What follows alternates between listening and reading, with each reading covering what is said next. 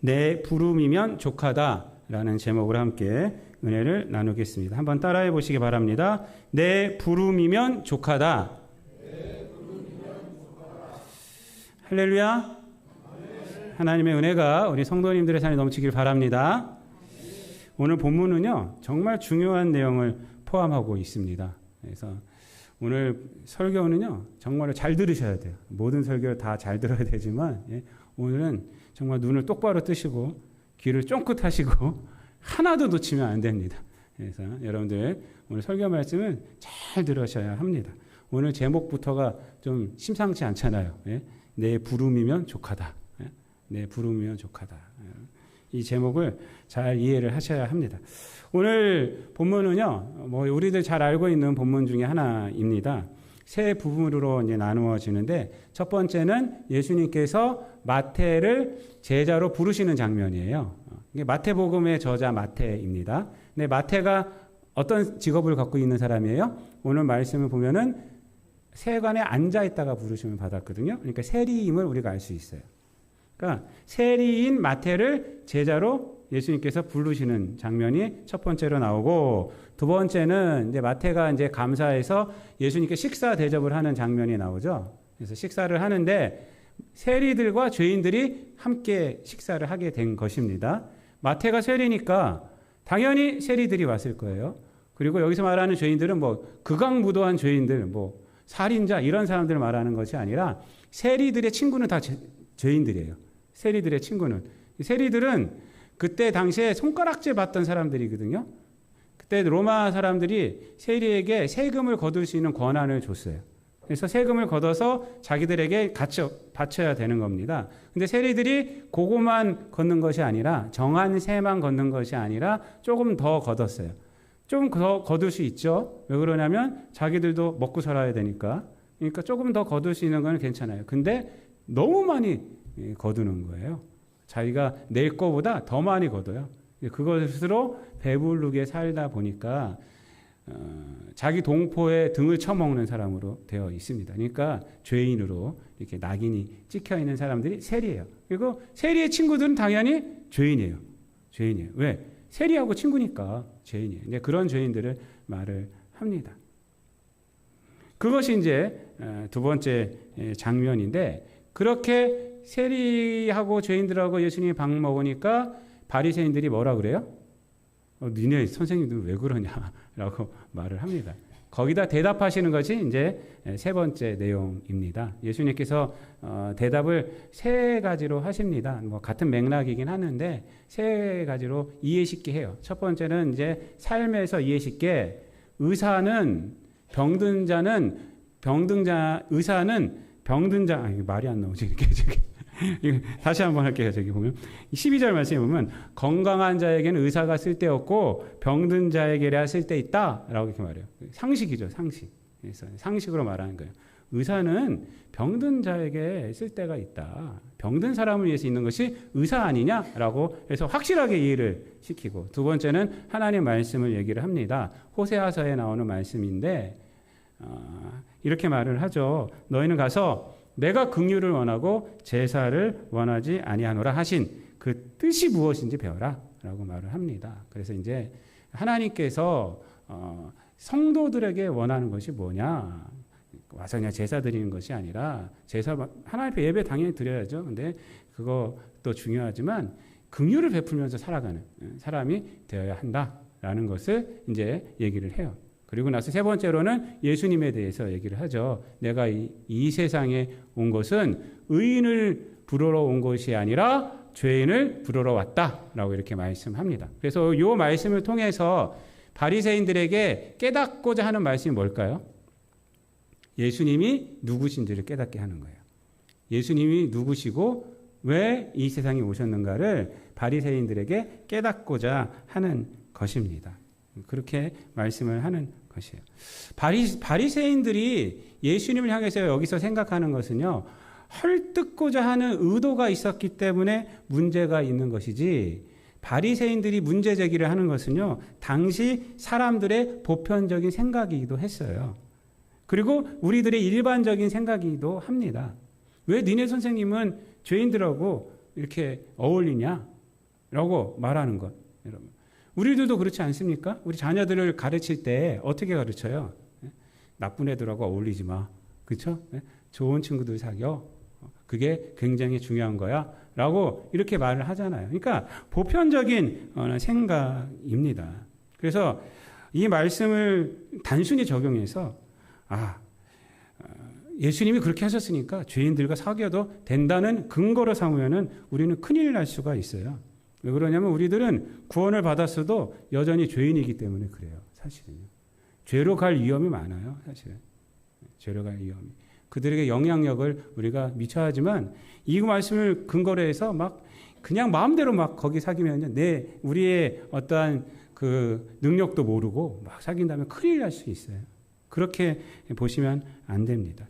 여기서는요, 이 말씀은 예수님이 누구신지를 깨닫게 해주고 계시고요. 예수님이 또 무슨 일을 하시러 오셨는지를 깨닫게 해 주십니다. 오늘 본문 말씀 속에서 가장 중요한 것은 뭐냐면 사실은 부르심이에요. 부르심. 그래서 이 부르심에 대해서 오늘은 말씀 전체를 한번 보면서 얘기를 나누려고 합니다.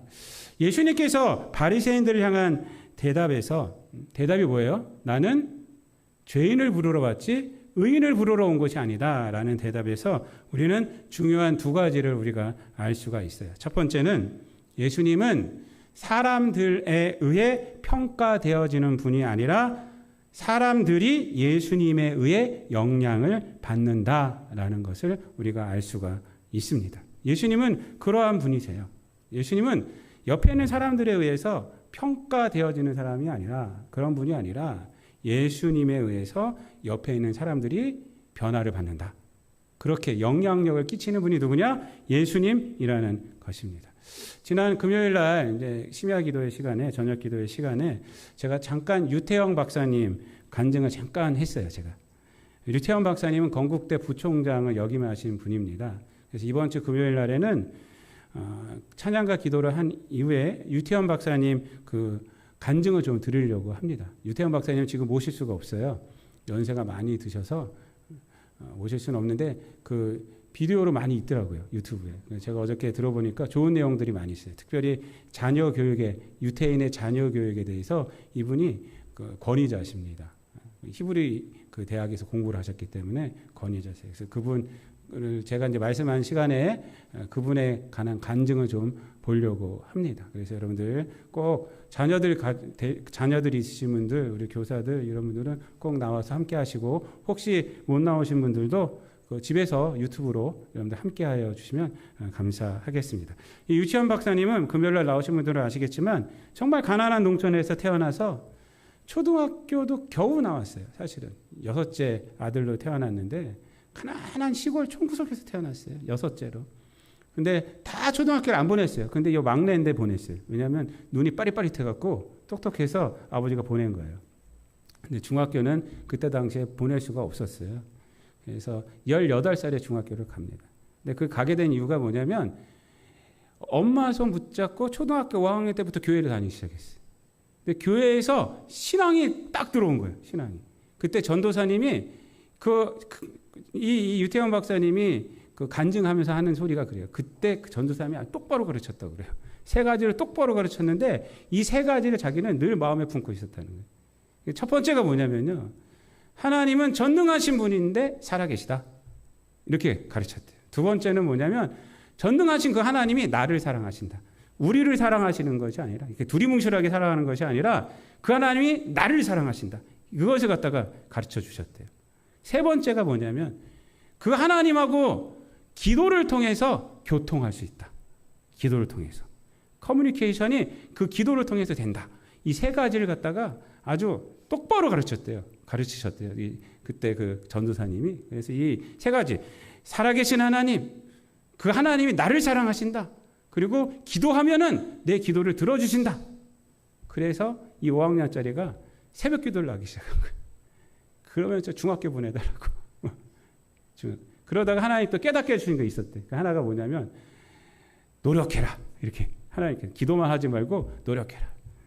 근데 이제 초등학교 졸업하고 있는데 자기는 반장하고 뭐하고 다 감투를 다 썼는데 자기다 공부도 못한 애들은 중학교 다니는데 자기는 맨날 농사일하고 소 염을 주고 있고 이 속이 상한 거예요. 속이 상한 거예요.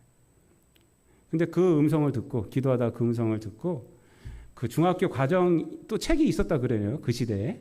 그걸 사다가 그걸 어떻게 얻어가지고 그것을 딸딸 외웠대요. 그러다가 어떻게 이제 하나님 인도해 주셔서 어머니가 중학교에 보내주셔서 어떤 장로님을 통해서 부흥회를 갔다가 어머니가 우리 막둥이가 있는데 그렇게 공부하고 싶어 하는데 우리 형편이 안 돼서 못 보냅니다 했더니 그러냐고 우리 교회 장로님 누구 만나시라고. 그래서 그 장로님을 통해서 이제 어떻게 이제 중학교도 가게 되고 또 서울 올라와서 구두 닦기 하면서 고등학교도 가게 됐어요. 근데 고등학교 어디 가면 야간을 갔어요. 그것도 어떻게 갔냐면 교장한테 가서 무릎 꿇고 빌고 나 고등학교 가려고 서울 올라왔는데 돈이 없어서 못 간다고. 제가 꼭 갚을 테니까 저 좀 받아주세요. 그렇게 해서 이제 야간으로 들어가게 돼요. 그래서 일하면서 하고 또 야학을 해서 이렇게. 그렇게 해서 이제 유학도 가게 되고. 유학도 어떻게 됐냐면 덴마크 국왕에게 무작정 편지를 써서. 그래서 국왕이 어느 날 비행기표를 보내줘서. 그래서 가게 됐어요. 이게 실제 일이에요. 유태영 박사님. 여러분, 이분이요, 덴마크 갔다가 그 다음에 이스라엘 갔어요. 이스라엘 가서 박사학위 따고 그리고 오셔서 이제 우리나라에서 큰 일을 하셨죠. 유태영 박사님이 누구냐면 아시는 분은 아실 거예요. 새마을 운동 하신 분이에요. 박정희 대통령이 이분을 불러다가 새마을 운동을 시작하게 하고 그렇게 다 하신 분이 유태영 박사님 그리고 건국대 총장까지 하신 분입니다. 근데 이분이요, 덴마크를 갔더니 이분을 모르는 사람이 없더래. 동네에서 이 유태영 박사가 가면 막 초청을 한대. 밥 사줄 테니까 와라. 나하고 차 먹자. 그런데 어떻게 나를 아냐고 했더니 아니 당신 신문에 났다. 그러면서 우리 국왕이 당신에게 비행기표를 전해줘서 당신이 오지 않았느냐. 이렇게 얘기를 하면서 당신 다 알고 있다라고 하면서 잘해주는 거예요. 그래서 아주 덴마크에서 대접을 잘 받았다고 합니다. 누구 때문에? 덴마크 국왕 때문에. 덴마크 국왕 때문에 아주 대접을 잘 받는 사람이 됐다는 것이에요. 그러니까 덴마크 국왕의 영향을 누가 받았어요? 이 유태영 박사가 받아서 거기서 잘 살 수가 있었다라는 것이에요. 여러분, 예수님은요, 세리와 죄인들에게 영향을 받는 분이 아닙니다. 그들에게 영향을 주시는 분이에요. 그래서 성경에 보면요, 예수님 가는 곳에는요, 귀신 들린 자들에서 귀신이 물러가고요, 병든 자들이 고침받았습니다. 변화되는 현상들이 다 일어나요. 예수님 앞에서 벌벌벌 떨어요. 왜? 예수님은 그들을 쫓아내시는 분이지 그들에게 영향을 받는 분이 아니기 때문에 그렇습니다. 또 하나가 뭔지 아세요? 예수님은요, 십자가 달려 돌아가셨어요. 십자가는 뭐예요? 사형틀이에요. 근데 예수님은 거기서 돌아가심으로 어떻게 됐어요? 사형틀이 구원틀이 되게 하셨어요. 십자가에 영향을 받는 분이 아니에요. 십자가를 변화시키는 분이 누구냐? 바로 예수님이시라는 것입니다. 그래서 히브리서 4장 15절은 우리에게 있는 대제사장은 우리의 연약함을 동정하지 못하실 이가 아니요 모든 일에 우리와 똑같이 시험을 받으신 이로되 뭐가 없어요? 죄는 없으시니라. 뭐 우리가 똑같이 살았어요. 근데 우리들은 늘 똑같이 살면서 죄 짓고 살아요. 세상에 영향받아요. 근데 예수님은 그렇지 않았다. 죄는 없으시니라. 여러분, 교회도 마찬가지입니다. 옛날에 교회가 동네 시골에 들어가잖아요. 동네가 변합니다. 동네가 변해요. 그런 간증들 많이 들으실 거예요. 옛날 시골 동네 다 우상 섬기고 성황당 섬기고 막 그런 데 아닙니까? 그런데 교회가 들어가면 동네가 변하고 사람들이 변해요. 왜 그럴까요? 예수님이 거기 있기 때문에, 복음이 있기 때문에 그래요, 여러분. 유태영 박사님도 마찬가지죠. 왜 이렇게 변화가 된 거예요? 거기에 교회 때문에. 교회에 들어가서 하나님을 만나고 복음을 들었기 때문에 그런 것입니다. 여러분, 오늘날 교회가 왜 희망이 됩니까? 교회가 부자 교회라서 희망이 돼요? 교회 오면은 잘 살게 돼서 희망이 돼요? 아니에요. 교회 오면 누굴 만나요? 예수님을 만나서 예수님 복음을 들어서 그런 거예요.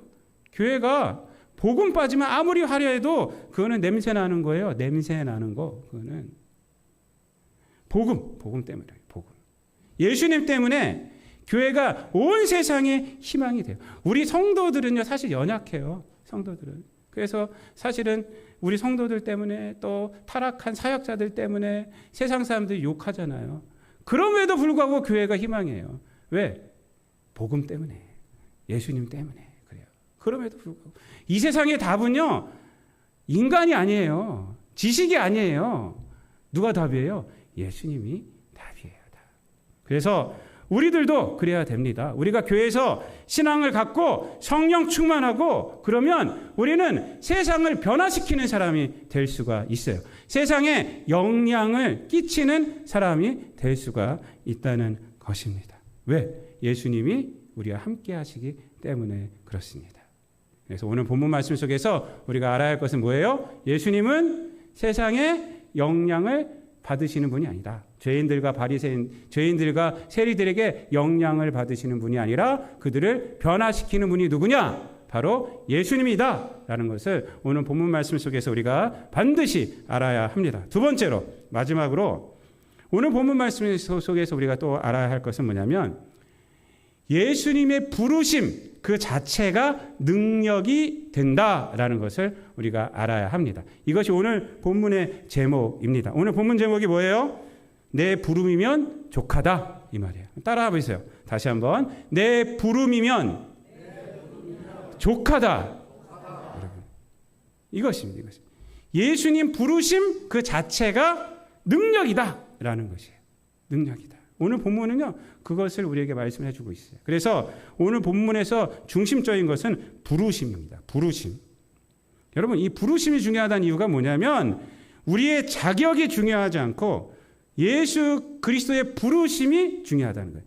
우리의 자격이 중요하지 않아요. 우리의 능력이 중요하지 않아요. 여러분, 예수님의 제자가 몇 명입니까? 세고 계시면 안 돼요. 수없이 많습니다. 이러면 안 됩니다. 물론 그렇죠. 성경에서 예수님의 제자가 몇 명이라고 그래요? 12명이라고 그래요. 12명. 뭐 그 외에 또 제자들이 있지만 사실은 근데 12명이라고 12명. 12명은 핵심적인 제자예요. 12명. 그런데 이 12명의 제자가 어떻게 예수님의 제자가 되었습니까? 객관식으로 제가 문제를 낼게요. 1번 시험을 쳐서, 2번 건강이 좋아서, 3번 예수님이 부르셔서. 뭐 몇 번이에요? 3번이에요. 3번. 머리가 좋아서 예수님의 제자가 됐다거나 뭐 건강해서, 요즘 그 환경미화원 분들 뽑을 때는 건강해야 되잖아요. 그래서 몇 킬로짜리 들고 뛰어갔다 와야 돼요. 그거 못 뛰면 이제 못하는 거예요. 건강해서가 아니에요. 예수님이 그냥 부르셨어요. 여러분, 사도 베드로는 어떻게 제자가 됐어요? 실패의 자리에서 부르셨어요.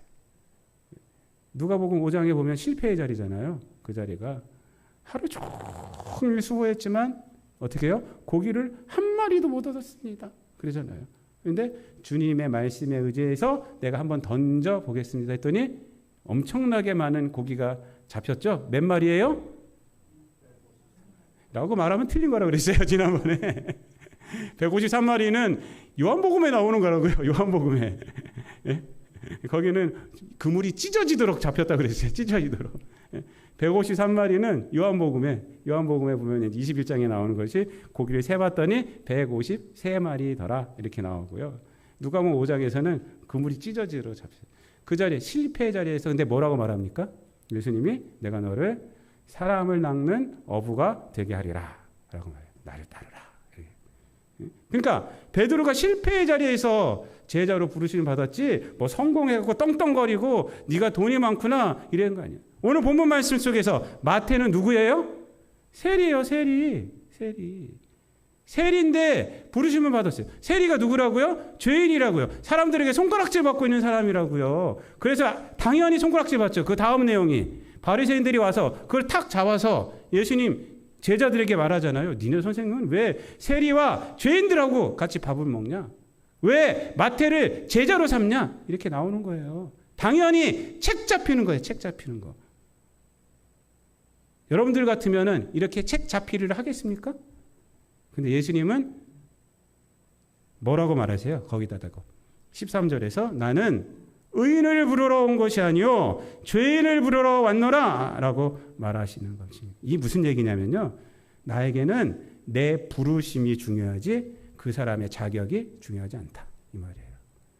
내 부름이 중요하지 그 사람의 자격이나 그 사람의 상황이 중요하지 않다라는 거예요. 이것을 로마서 3장에서 율법과 복음이라는 교리로 설명을 하는 거예요. 여러분, 율법은 뭐예요? 자격을 요구하는 거예요. 구원받을 수 있는 자격이 뭐예요? 율법을 다 지키면 구원받는다라고 말해요. 그래서 율법 앞에 구원받을 사람이 있다고 그래요? 없다고 그래요? 없다 그래요. 율법 앞에서는 다 심판받을 수밖에 없다. 그러나 하나님의 한 의가 나타났으니 그 의가 누구예요? 예수님 복음이다. 그래서 이 복음은 어떻게 돼요? 믿음으로. 너희들의 상황과 상관없이 조건이 없다 이거예요. 조건이 없다. 그냥 예수님 믿으면 구원받는다. 그게 로마서 3장에 나오는 교리예요. 교리. 그래서 이 교리는요, 요걸 설명하는 거예요. 부르심을 설명하는 거예요. 그것이. 교리를 좀 알게 되면 성경 보는 게 눈이 좀 열립니다. 공부를 하게 되면 쫙 열릴 수가 있어요. 여러분, 복음은요, 구원으로 출발하는 거예요. 우리의 상황으로, 능력으로 출발하는 것이 아닙니다. 구원받을 자격을 요구하지 않습니다. 그냥 구원으로 출발하는 거예요. 그러니까 예수님에게는 부르심이 그냥 중요한 거예요. 마태에게 자격이 있어요? 없어요. 세리와 죄인들에게 자격이 있어요? 없어요. 그러나 예수님은 뭐라 그래요? 나는 죄인을 부르러 왔다. 마태도 내가 불렀다. 여러분, 세상 모든 종교는 자격을 요구합니다. 자격을. 그래서 일단은 들어오라고 그러죠. 그 다음에 구원 얻으려면 뭐를 해야 돼요? 이것도 해야 되고 저것도 해야 되고 그래야지 구원 얻는다고 가르쳐요. 그러다가 구원 못 얻고 하는 거예요. 구원 못 얻고. 이단들도 마찬가지예요. 이단들도 구원받는다고 가르치지 않아요. 왠지 아세요? 구원받는다고 가르치면은 구원부터 받았다라고 가르치면은 안 들어오기 때문에. 그래서 딱 들어오면 14만 4천 명 안에 들어오려면 이것도 하고 저것도 하고 이것도 하고 이래야 된다는 거예요. 그래야지 구원받는다. 세상 모든 종교는 사실은 다 그렇습니다. 이단도 그렇습니다. 그러나 예수님은 뭐라 그러는 거냐면 아니다. 나는 죄인을 부르러 왔다. 내 부름이 중요하다라는 것입니다. 구원에 필요한 자격은 너희들에게 있지 않다. 나에게 있다. 그래서 나를 믿으면 된다. 그래서 기독교는 예수님의 부르심이 능력이 됩니다. 예수님에게 능력이 있기 때문에 그래요. 예수님은 사람의 기대기 위해서 부르시는 것이 아니에요. 사람을 변화시키기 위해서, 사람을 고치시기 위해서. 그래서 그 사람의 상태가 중요하지 않아요. 중요하지 않습니다. 부모에게 자녀가 왜 중요합니까? 왜 중요해요? 그 아이가 자격이 있어서 그래요? 태어날 때 뭐 금덩이를 이만큼 들고 태어났어요? 아니죠. 태어났기 때문에, 내 자녀이기 때문에 소중한 거예요. 내가 줄 수 있기 때문에, 내가 키울 수 있기 때문에, 그래서 자녀가 소중한 거잖아요, 여러분. 안 그렇습니까? 예수님도 마찬가지예요. 우리를 부르신 것. 그래서 오늘 본문 제목처럼 부르심이면 족하다. 내 부름이면 족하다라는 것입니다. 예수님은 그 사람의 상태와 상황으로 쓰시는 것이 아니라 부르심으로 사용하는 것이에요. 예수님께서 능력을 주셔서 사용하는 것입니다. 예수님께서 힘을 주셔서 그 사람을 사용하는 것입니다. 여러분 믿습니까? 예수는 믿으면 구원을 받게 되고, 믿으면 사람이 변하고, 믿으면 참 소망이 되고, 예수를 믿으면 영생이 우리에게 주어지는 것이에요. 예수님은 우리를 이렇게 생각하는 거예요. 어떻게? 내가 불렀으면 돼. 내가 부른 것이 너에게 자격이야 라고 말하는 것이에요. 세상 사람들은 안 그렇죠. 너는 이것도 없고 저것도 없고 이것도 없고 그러지, 넌 자격이 없어 라고 말하는데, 실질적으로 그런 거 없어도 예수님은 뭐라고 그러냐면 내가 불렀으면 돼. 너 그것이 자격이야. 믿습니까? 여기서 위로를 얻으셔야 돼요. 세상에서 우리가 넘어질 이유가 없어요. 세상에서 우리가 세상 사람들 때문에 우리가 마음속에 우울할 이유가 없어요. 예수님은 오늘도 여러분들에게 말합니다. 내가 너를 불렀어. 이것이 세상에서 일어날 자격이야 라고 말씀을 하고 있습니다. 이것이 바로 십자가고 이것이 바로 복음입니다. 여러분 너무 멋있지 않습니까? 이렇게 말씀해 주신 것이 얼마나 멋있어요.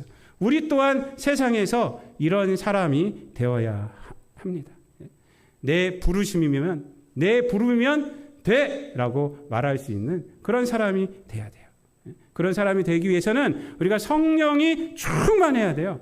성령의 은혜가 충만해야 돼요. 신앙의 사람은 바로 이런 사람입니다. 세상은 계약이 중요하고 기브 앤 테이크가 중요하지만 신앙인에게는 부르심이면 충분하다라고 이러한 믿음이 있기 때문에 우리도 세상 사람들에게 그렇게 해야 합니다. 예수님 우리에게 멋지게 하셨듯이 나는 죄인을 불러러 왔어 라고 이렇게 말했듯이 내 부름이면 너는 자격이 있어 라고 말했듯이 우리들도 세상 사람들에게 내가 부른 것이 너에게 자격이야 라고 말해줄 수 있는 사람이 되어야 합니다.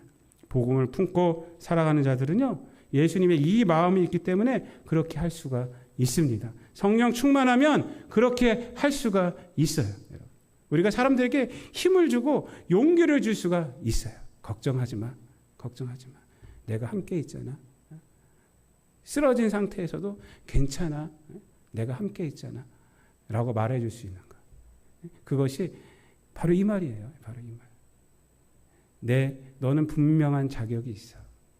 라고 말해줄 수 있는 것.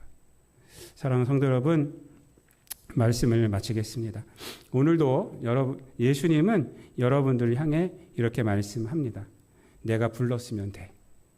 이것이 자격이야. 세상에서 이길 수 있는 자격이고 세상에서 일어날 수 있는 자격이고 실패해서 일어날 수 있는 자격이야. 라고 주님은 오늘도 우리들에게 말씀을 하십니다. 이 음성에 용기를 얻고 힘을 얻고 또 꿈을 갖고 살아가셔서 이 땅 가운데서 주께 영광 돌려드리며 또 많은 사람들에게 이 복음을 전하며 힘을 주며 살아가는 저와 여러분 되시기를 우리 주님 예수 그리스도의 이름으로 축원드립니다.